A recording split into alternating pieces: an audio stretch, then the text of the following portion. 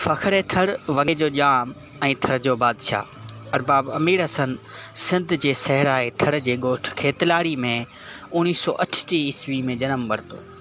संदसि वालिद जो नालो अरबाब ताज महमद हो। अरबाब अमीर हसन न सिर्फ़ नाले जो अमीर पर दिल जो अमीर बि हो।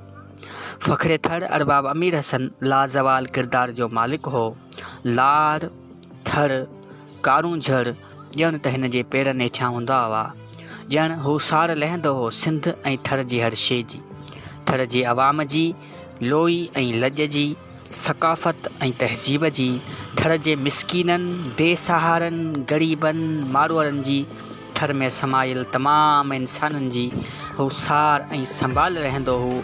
हू हमेशह पंहिंजे मारवारनि जी मालिकी कंदो। अरबाब साहब सियासत जी शुरूआत 1960 ईस्वीअ में कयाई।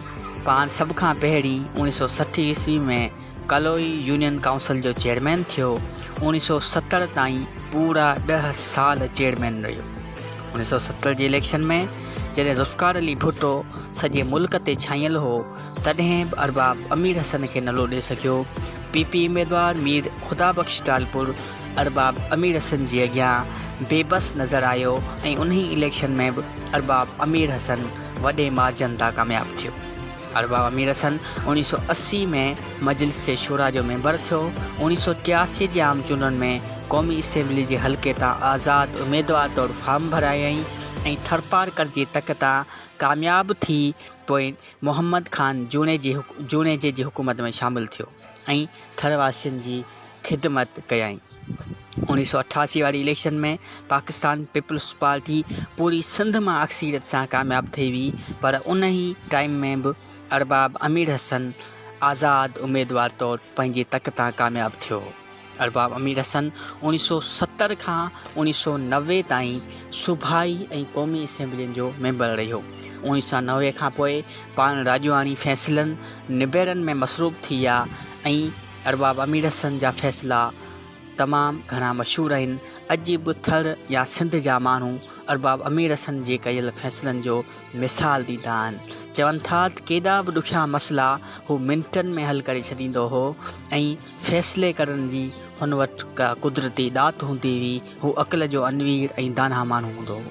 अरबाब अमीर हसन में आसमान जेतिरी वसत, ज़मीन जेतिरो सब्र ऐं हिन जी दिलि सहराए थर वांगुरु वसी ऐं कुशादी हूंदी हुई।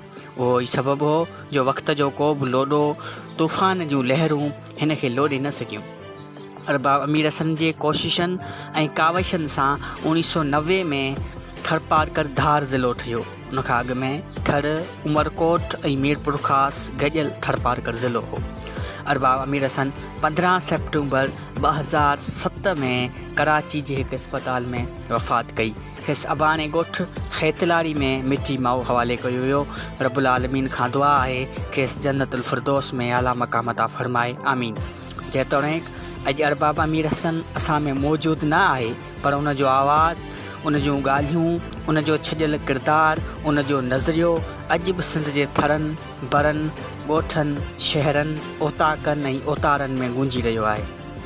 अगरि थर जी सियासत मां अरबाब जो नालो कढी छॾिजे त पोइ थर जी सियासत में का बि शइ न बचंदी। अरबाब अमीर हसन जी अखियुनि में अवाम जो दर्द, तकलीफ़ूं ऐं पीड़ाऊं समायल हूंदियूं हुयूं।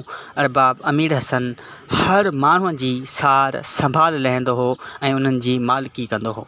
अरबाब अमीर हसन खां पोइ उन लख़्ते जिगर अरबाब नेमतुल्ला, अरबाब लुत्फ़ुल्ला, अरबाब अमीर अमानुल्ला, अरबाब अमीर इनामुल्ला ऐं अरबाब मोहम्मद आलिम अॼु बि साॻे ई जज़्बे सां पंहिंजे बाबा साईं जे नक्शे क़दम ते हली थर जे मारूरनि जी मालिकी करे रहिया आहिनि।